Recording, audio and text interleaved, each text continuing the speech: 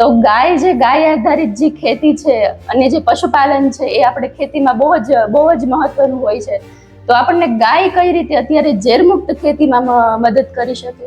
ચોક્કસથી ગાયને આમ તો આપણા વૈદિક ધર્મની અંદર તો માતા તરીકે પૂજ્ય છે. માતાનું બિરુદ આપવા પાછળનું મને લાગે સૌથી મોટું રીઝન કોઈ છે તો એની અંદર રહેલા જે કરોડોની સંખ્યામાં રહેલા સૂક્ષ્મ જીવાણુ જે ખેતીમાં ખૂબ ઉપયોગી છે. ગાયના છાણ, ગાયના ગૌમૂત્ર, ગાયની છાશ, ગાયના દૂધ, ગાયના ઘી, દરેક, કારણ કે પંચામૃતમાં વપરાતી આ બધી વસ્તુઓ છે એટલે ખૂબ આદિકાળથી મહત્વ છે. ગાયનો મહિમા મારે ગાવાની કોઈ જરૂર નથી, કારણ કે આપણે સૌ લોકો જાણીએ છીએ.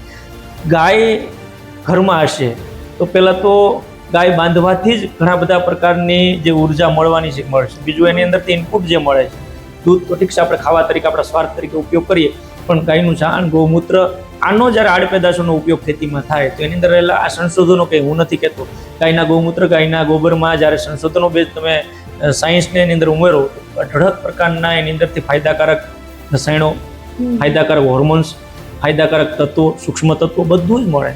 1 ગ્રામ ગાયના છાણમાં 300 કરોડથી 500 કરોડ બેક્ટેરિયા, આપણી દેશી કે ગીર ગાય ગૌવંશમાં હોય 300 કરોડ 1 ગ્રામની અંદર વાત કરું છું, એક સપ્ટીમાં, તો ખૂબ મોટી વાત છે.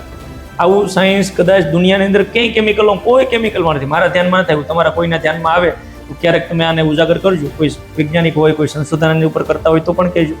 તો આ તો મોટો ખજાનો છે, ગાય આધારિત ખેતી, પ્રાકૃતિક ખેતી, અને એ પણ આ આપણી સજીવ ખેતી, ટકાઉ ખેતી, ઝેરમુક્ત ખેતીનો એક પાયાનો અંગ બની શકે.